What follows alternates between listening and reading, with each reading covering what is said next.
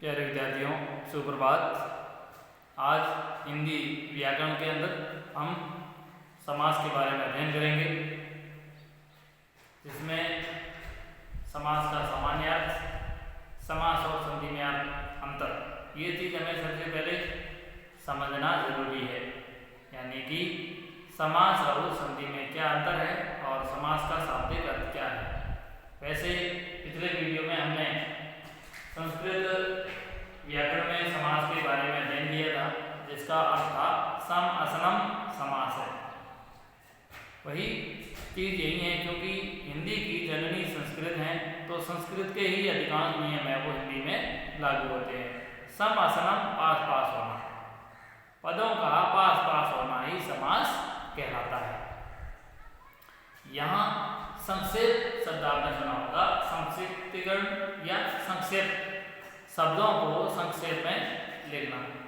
संधि और समास में सामान्य अर्थ ये होता है कि संधि में वर्णों का योग होता है और समास में पदों का योग होता है, यही अंतर है। पूर्व पद और परपद, पूर्व पद का अंतिम वर्ण और परपद का पूर्व वर्ण, संधि में इनका है वो योग होता है। जबकि समास में विभक्ति चिन्हों या हिंदी में कहें तो कारक चिन्हों का लोप होता है। यानी कि शब्दों के बीच में से जो संधि विभक्ति चिन्ह संस्कृत में बोलते हैं और हिंदी में कहे तो सामासिक चिन्ह या कारक चिन्ह, कारक चिन्हों को हटा करके संक्षेप में लिखना, छोटा लिखना या शब्दों को छोटा करना। जैसे उदाहरण देखेंगे, पूजा घर, तो पूजा के लिए घर, तो के लिए एक कारक चिन्ह है, के लिए को हटा करके पूजा घर बन गया, तो ये शब्दों का संक्षेपीकरण हो गया। अब शब्दों का संक्षेपीकरण करने के बाद जब शब्दों को दोबारा या पुनः लिखते हैं तो वे सामासिक पद कहलाते हैं। संधि में पदों को अलग करने से उसका विच्छेद होता है, उस क्रिया को विच्छेद संधि विच्छेद कहते हैं, जबकि समास में विग्रह होता है। एक या एक से अधिक शब्दों का मेल होता है, समास में शब्दों का मेल होता है या पदों का मेल होता है। अब हिंदी में समास है वो मुख्यतः 6 प्रकार के होते हैं। संस्कृत में हमने थोड़ा भिन्न पढ़ा था, आपको इसमें ध्यान नहीं देना है, समझना जरूरी है। हिंदी में समास है वो मुख्यतः 6 प्रकार के माने गए हैं, जिसको हम क्रमशः पढ़ेंगे। सबसे पहले तत्पुरुष समास के बारे में बहुत ही सरल तरीके से आपको समझना है। तत्पुरुष समास की पहचान है कारक चिन्ह, जहां पर कारक चिन्हों को हटा करके सामासिक पद बनाए जाए या समस्त पद, सामासिक पदों को समस्त पद भी कहा जाता है। कारक चिन्ह बात करें तो जैसे कर्ता में कर्म को कर्म से संप्रदान के लिए अपदान से संबंध ताके की या अधिकरण में या पर, इस प्रकार से सभी कारक चिन्ह जहां पर जिन शब्दों के बीच में या जिन पदों के बीच में कारक चिन्ह आए वे तत्पुरुष समास के अंतर्गत आते हैं। जैसे इसका उदाहरण देखेंगे, गंगा जल, गंगा का जल, इसका एवं समास करेंगे रहेगा गंगा का जल। गंगा नदी का जल है तो गंगा का जल है, तो यहाँ का है वो संबंध कारक का चिन्ह है, संबंध का के क्रिया डालेगी तो गंगा का जल। गुरु दक्षिणा, गुरु दक्षिणा में गुरु के लिए दक्षिणा, गुरु के लिए दक्षिणा, तो के लिए संप्रदान। जलमग्न क्या होगा, जलमग्न का समास विग्रह क्या होगा, जल में मग्न, तो में जो चिन्ह है वो किस कारक का होता है, अधिकरण, अधिकरण होता है, सप्तमी विभक्ति। इस प्रकार इन शब्दों में तत्पुरुष समास है और इसी प्रकार जिन शब्दों में कारक चिन्हों का प्रयोग हो वे तत्पुरुष समास के अंतर्गत माने जाते हैं। अब हम बात करेंगे कर्मधारय समास के बारे में। कर्मधारय समास में उसकी एक ही पहचान है, या तो उसमें विशेषण विशेष्य होगा और या उपमान उपमेय होगा। उपमेय उपमान या उपमान उपमेय। विशेषण विशेष्य से तात्पर्य विशेषण किसे कहते हैं? संज्ञा और सर्वनाम पदों की विशेषता बताने वाले पद है वो विशेषण होते हैं, और जिन पदों की विशेषता बताई जाए वे विशेष्य होते हैं। जैसे महापुरुष, तो महा है वो विशेषण है।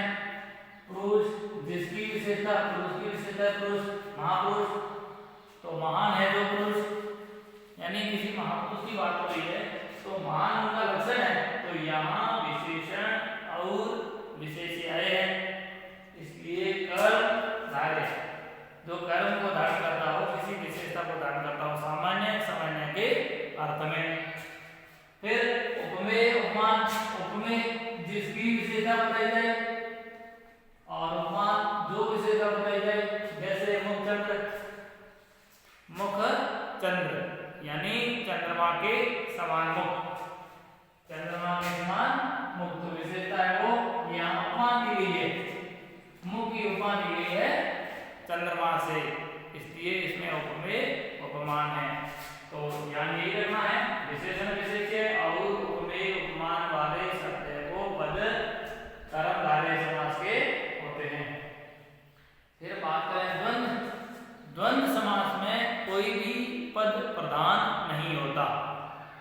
प्रधान से तात्पर्य ये होता है कि जैसे माता पिता, आप किसी भी पद को एक दूसरे से बड़ा नहीं कह सकते हैं, दोनों समान पद हैं। और समास विग्रह करते समय और या अथवा एवं आदि शब्दों से जुड़ते हैं। जैसे रात दिन, रात और दिन दोनों एक शब्द के विलोम पद है, तो यहाँ रात और दिन, रात दिन है वो द्वंद्व समास में आते हैं। माता पिता, भाई बहन, इसी प्रकार के बहुत से शब्द होते हैं जो द्वंद्व समास के अंतर्गत माने जाएंगे, जिनमें दोनों पद है वो प्रधान होते हैं। और यहाँ अब बात करेंगे द्विगु समास की।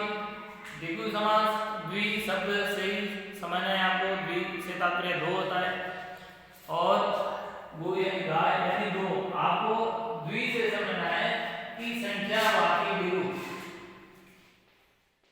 संख्यावाची द्विगु, जिन शब्दों में संख्यावाची पद आए वे द्विगु समास में पड़ेगा, जिसमें पहला पद संख्यावाची हो और इसमें दूसरा पद ही प्रधान होता है सदैव, ये ध्यान रखना। द्विगु समास में दूसरा पद प्रधान रहता है। जैसे नवरत्न, तो यहाँ इसमें हम देखेंगे जो रत्न दिया है और नव संख्यावाची पद है, तो रत्न से तात्पर्य होता है यहाँ रत्न प्रधान है, क्योंकि बात संख्या की नहीं हो रही है, 9 या 8 की नहीं हो रही है, बात रत्न की हो रही है, तो ये 9 इसका संख्यावाची पद है और रत्न पद है वो प्रधान है। प्रधान से तात्पर्य यही हुआ कि जिस वस्तु या व्यक्ति की बात हो रही है। जैसे त्रिलोक, तो इसमें संख्यावाची त्रि है, त्रि संख्यावाची है, लेकिन लोक शब्द है वो बात लोक की हो रही है, तो त्रिलोक, तो इसमें लोक पद है वो प्रधान है, और त्रि संख्यावाची है, तो संख्यावाची पदों वाले है वो पद समास में आते हैं। अब बात करेंगे अविभाव समास की।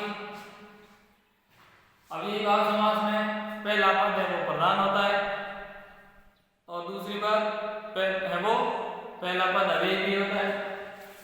इसमें पहला पद अव्ययी भी है और वही प्रधान है। जैसे यथाशक्ति, वैसे हमने अविकारी पदों के बारे में पढ़ा था, जितने भी है अव्यय है, संबंध बोधक, समुच्चय बोधक, विस्मयादि बोधक शब्द है वो अव्यय के अंतर्गत आते हैं।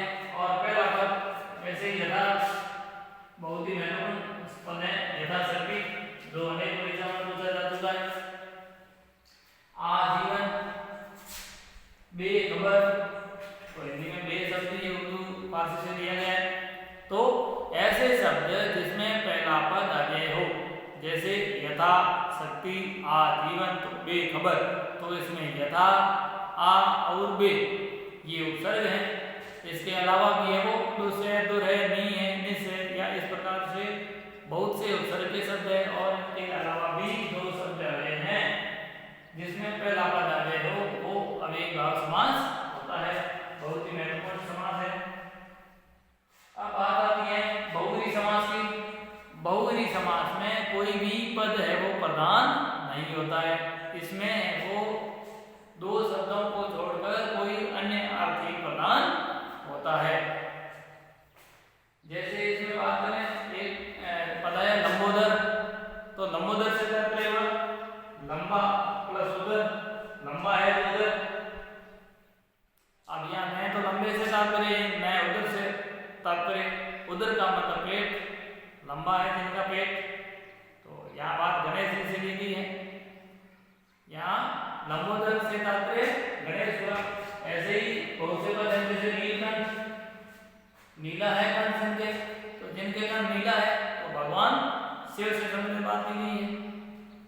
तो आपको ये समझना है कि जिन पदों में दो पदों को जोड़कर किसी अन्य पद की प्रधानता हो वो बहुव्रीहि समास के अंतर्गत आता है।